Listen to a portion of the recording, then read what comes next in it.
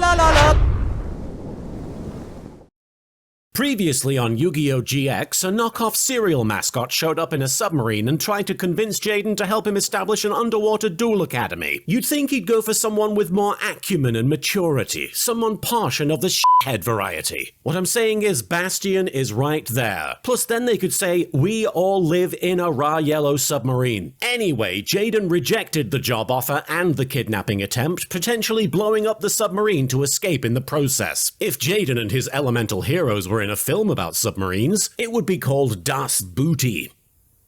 Anyway, let's find out what happens this time in episode 39 of YGO GX titled The Dark Scorpions. They sound intimidating, but watch, they're just gonna be a Scorpions cover band that performs with the lights off because they're shy. In a cave lit by the flicker of candlelight, a team of eccentric Yu-Gi-Oh bad guys plots and schemes in the shadows. They each have their own weapon. One has a mace, one has a whip, one has a blade, and the other has the ability to deliver lines like this. We've been waiting for this day a long time. Now it's here. You'd think that if he had been waiting for this day for a long time, he'd sound a bit more excited about it. Imagine this was a guy happy to see the return of the McRib. We've been waiting for this day a long time. Now it's here. Or a second sequel to Hocus Pocus. We've been waiting for this day a long time. Now it's here. Okay, that one sounded appropriately unenthusiastic. Anyway, yeah, these guys are the Dark Scorpions. Scorpions, of course, famous for using melee weaponry such as a giant Harley Quinn-esque mallet. Out at sea, we spot a cartoon detective on a boat headed for Academy Island. Hard to determine what specific crime he's investigating. Jaden's kidnapping from last week? Bastion's surreptitiously spreading equation graffiti across school grounds? This acting performance? We've been waiting for this day a long time. Now it's here. Speaking of things that when performed live in a court of law, they're guaranteed to get you off the hook for any crime imaginable, it's the YGO GX opening theme. It's true, check with your local barrister. If you start reciting the lyrics from the YGO GX theme tune while standing trial, they're obligated to acquit you because you must be extremely chill and cool to know it. I love this one shot in the intro where Jaden is smiling happily in front of a giant fiery doomscape. I'm sure that isn't accidentally foreshadowing anything. In the halls of Duel Academy, Jaden and some side characters that got caught in the wake of the plot come across Alexis doing the totally normal thing of standing about 10 feet behind her brother and staring at him as he looks outside. Atticus is apparently still having issues with his memory, because it wouldn't be a Yu-Gi-Oh series if at least one character wasn't dealing with magically induced amnesia. Accompanying Jaden is the detective from before, as it seems the Academy has enlisted the aid of law enforcement. Nobody asks why he has the bloody Eye of Horus stuck to his face, but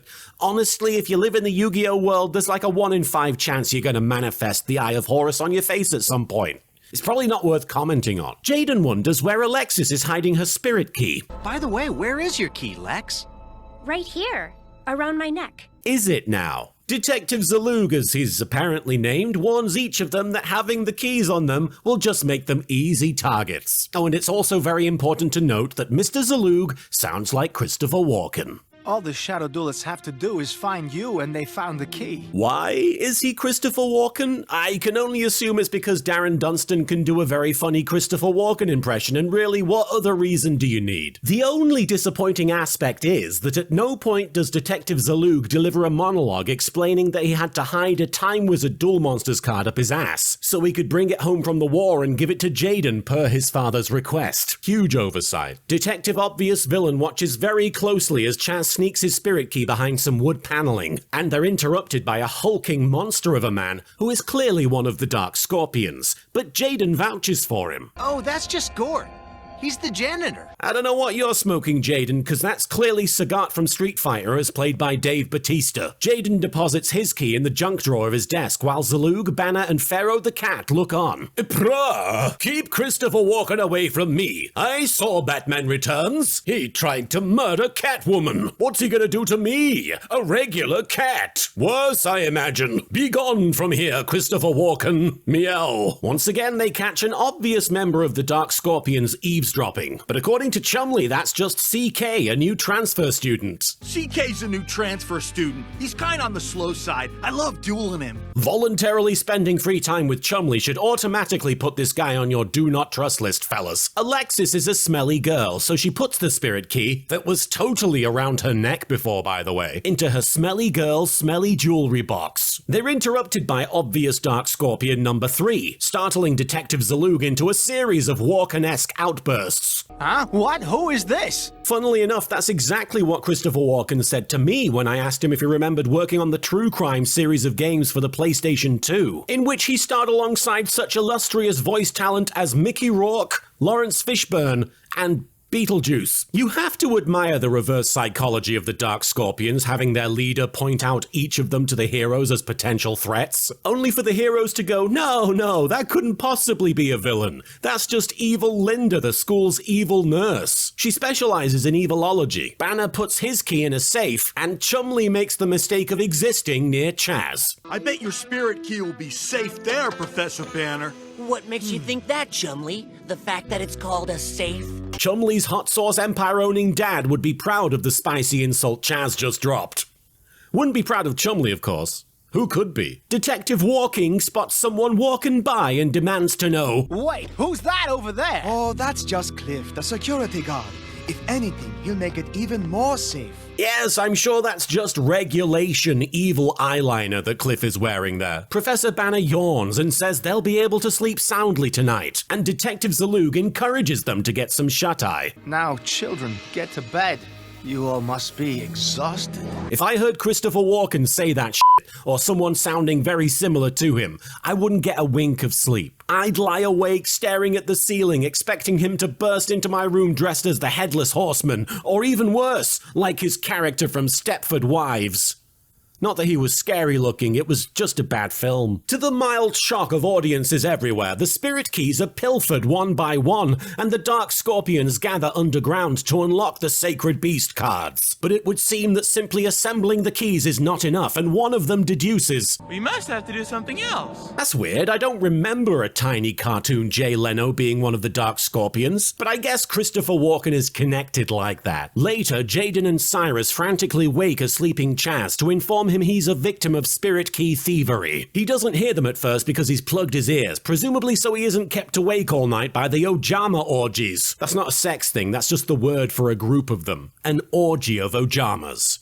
But yes, they do also f*** each other a lot. Even later, all of the people tasked with protecting spirit keys are jammed hilariously into Chazz's room, where they are confronted by Detective Zaloog and his list of suspects, which Jaden and company now find themselves on. And at this point, it's just my headcanon that Detective Zaloog is Christopher Walken's character from FMV puzzle game Ripper. You come this close to finding out what it's like to be a human shish kebab rotating in one of our fine penal institutions. Chazz doubts Zaloog's ability to solve the crime and instead elects to confront the roomful of suspects himself, learning that in each case all evidence of theft had been disposed of or cleaned up by the unwitting heroes. Fun fact, in Agatha Christie's original writings, Hercule Poirot's catchphrase was going to be Poirot it up, but sadly some bigwig editor had that removed for the published works. Chazz pulls a me playing L.A. Noire and blindly accuses everyone he even remotely suspects. Also, look how fucking big his bed is. You could fit like 10 Chumleys on that thing. He calls on his own 3 witnesses, his Ojama cards. Coincidentally, in high school, Ojama Green was voted Ojama most likely to turn state's evidence. In a brilliant bit of sleuthing, Chazz has apparently hidden each of the Ojama cards in the spots where they hid the spirit keys, which means that Alexis's smelly jewelry box is probably extra smelly now. Gonna need to get those necklaces fumigated, love. Not that anyone would see them, of course, because apparently if you hang something around Alexis's neck, it disappears. Anyway, the Ojamas caught the Dark Scorpions red-handed, though one would be justified in questioning which is the bigger sin, stealing a spirit key or the Ojamas existing. So-called Detective Zaloog decides to drop the act, but not the Christopher Walken impression because that would be a real crime, and the Dark Scorpions reveal themselves, a la the Ginyu Force. We are the criminal ring known as The Dark Scorpions! Sorry, never heard of you. Amusing as this scenario is, I want to give special mention to Chumley, who has absolutely no reason to be invested in any of this and would normally be sleeping through the whole thing, but here he is, nevertheless just as interested and confused as anyone else. Kinda makes me sad Chumley didn't get to accuse anyone of anything, if only for the potential interaction with Zaloog. That has a lot of crazy theories.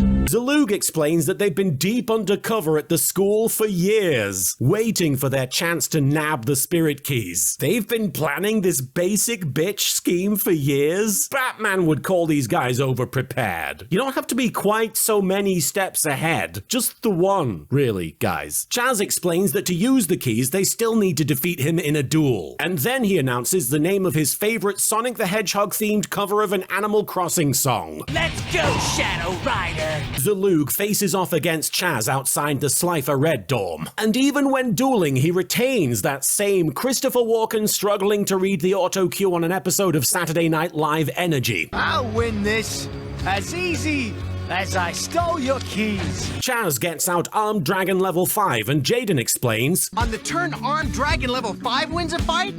Well then, you can trade him in. For a level 7. I like the way he describes it as Armed Dragon level 5 winning a fight, like he challenged Zaloog's golem monster to meet him behind the bike sheds after lunch. Fight! Fight! Fight! Fight! Fight! Zaloog summons his namesake Yu-Gi-Oh card, Don Zaloog, and gives him quite the introduction. This guy is unfucking believable. Hilariously, Zaloog just saunters out onto the field and is like, yeah, it's me, what did you expect? And then he activates Mustering of the Dark Scorpions in order to summon his fellow silly-voiced brethren, and they each get to introduce themselves too. Roll call! Rolls? Who's got the rolls? Where are the rolls? Based on his extensive IMDb, I'd say Christopher Walken's got all the roles. I'm Mina the Thorn. Well, you get me, plenty thorny baby. The name's Cliff the Trap Remover. Guess how I remove them? Based on your lecherous tone, I imagine, with your dick. And last but certainly not least, I'm Chick the Yellow. I'm 6 foot. When I jump up. imagine being Darren Dunstan and you've been practicing your Christopher Walken impression for ages, and you're convinced you're gonna steal the entire episode with this outlandish performance, and then fucking Chick the Yellow just says, I'm Chick the Yellow. I'm 6 foot. When I jump up. and completely pulls the rug out from underneath you entirely. Legendary stuff. I'm sure there are people out there who've been waiting for me to get to this line who are now saying, We've been waiting for this day a long time. Now it's here. anyway, yeah, the dark fucking scorpions all just walk out onto the field because they are the monsters. It saves a ton on batteries for your dual disc when you can just summon yourself and all your mates. Zaloog activates a trap card that allows all 5 of them to attack Chazz directly, and they all start wailing on Chazz with their... Yes, much like a scorpion, they beat Chazz savagely with weaponry such as a whip, a knife, and of course, guns. If this were the movie Mystery Men, these guys would be getting called out so hard for their lack of theming. I really enjoy the way Don Zaloog says Chazz, by the way. For you see, Chazz. Something about it. Chazz. You see, Chazz. I love it. The Dark Scorpions cause like a bajillion effects to go off after they attack, and then eventually Don Zaloog plays 2 cards face down. I hate it when this guy plays face downs. It's been like 2 turns, Cyrus. How could you possibly have built up such a deep resentment for his face downs in this much time? For the record, I hate all people who play face downs, indiscriminately. The worst. What are you all trying to hide? Chazz tries to murder the Dark Scorpions by activating Armed Dragon Level 7's effect, but Zaloog activates Retreat of the Dark Scorpions and they all just run a few feet backwards, allowing Chazz to attack directly. The visual of these guys running back and forth is really funny. I can't stress that enough. Don Zaloog's life points go down to 1200, but he shows no sign of losing enthusiasm. The ice is gonna break! Zaloog summons himself back to the field, requiring he walk forward a few yards, and when he tries to bring out the rest of his Dark Scorpion hood, Chazz activates Ojama Trio, creating 3 upsetting Ojama tokens on Zaloog's side of the field. Pretty sure Ojama Yellow is enjoying a piping hot cup of piss there. And do note the Ojama side boob action. Lovely visual. Mina the Thorn offers to sacrifice herself for the sake of the children's card game, and Don Zaloog activates the spell card Dark Scorpion Tragedy of Love. It was my first love. She was my first. My last, my everything. By sending Mina to the graveyard very dramatically, Don Zaloog is able to destroy Chazz's armed dragon, and he proves that dragon isn't the only one who's armed by whipping out his guns, which I've just noticed have been very effectively censored by someone just full-on painting over all the details with the color red. That fixes it, yeah. Thank God kids are gonna be safe from whatever is underneath all that red. Chazz manages to bring out Ojama King, whose crotch somehow snuck past the sensors. I'm not sure how. You spent all that time coloring over the guns with red and you couldn't do the same for his weapon. Also, Ojama King is voiced by Eric Stewart doing what sounds like a reference to It's Pat, which makes me believe that Yu-Gi-Oh! GX is just where all the dub actors get to play around with Saturday Night Live impressions they'd otherwise never get to use.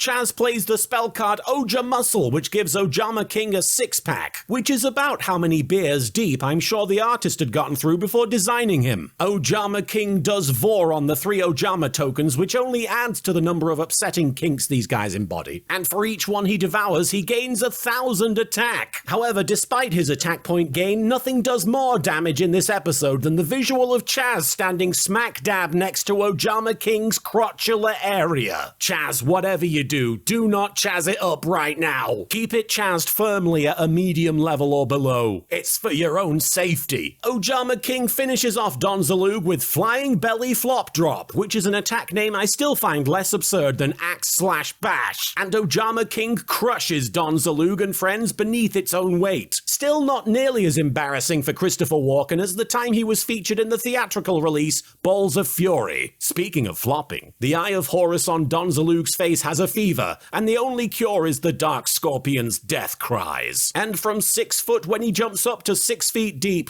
Chick the Yellow and the rest of the group disappear into magic dust, leaving nothing behind but a bunch of trading cards and the memory of bizarre voice acting choices. Cyrus picks up one of the Dark Scorpions and says, That's what you get for trying to steal. You heard him. If you try to steal, you deserve to lose your corporeal form and be turned into a collectible card. Not even a valuable one. That's justice, Truesdale style. Professor Banner says the spirit keys are back in safe hands. No, sir, they're back in the hands of the people who just an hour ago almost royally bungled the whole protect the spirit keys lark. Also, I don't believe any hands that have touched Ojama King can be considered truly safe. Alexis asks where Don Zaloog went, even though a moment ago Cyrus seemed to fully understand what had just happened. And then later that night, we see Chazz putting his earplugs back in, as the camera zooms out to reveal the Dark Scorpions have taken up residence in his dorm room as duel monster spirits. They're even partying with the Ojamas. It's a shame, because I'm usually all for the image of the Ojamas being stuck in a room full of scorpions. But this ain't it. And that's the end of the episode. Okay, this was a great episode, in no small part thanks to the fun guest characters and the wacky voice acting. But beyond that aspect, I think this episode is emblematic of all the strengths Yu-Gi-Oh! GX has that the Duel Monsters anime might not have demonstrated. In Yugi's story, an episode like this might seem frustrating and like a diversion. But in GX, this kind of story fits in perfectly. Don Zaloog alone kinda makes the episode. I'm sure there are people out there that don't enjoy a good Christopher Walken impression, but they're fools. It does make me wonder what the Japanese version is like. I'm sure it's still very silly, but is it Christopher Walken impression silly? Now, I'm not suggesting they're doing Christopher Walken voices in the Japanese dub, but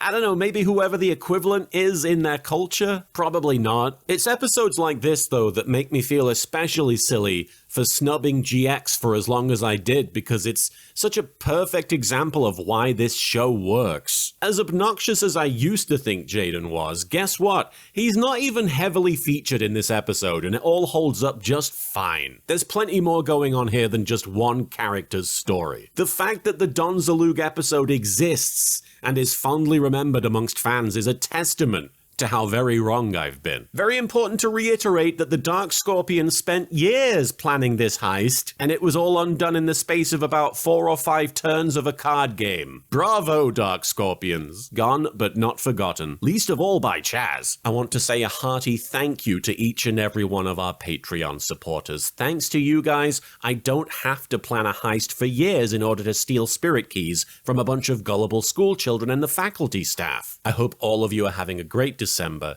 and I hope the new year treats you well. Thank you again. That's all for this time. Try not to lose your head waiting for the next episode. The prophecy tells us the rundown of the next one won't be far off. I hope the country bears with me as you all wait for me to get to season 3. Catch me if you can.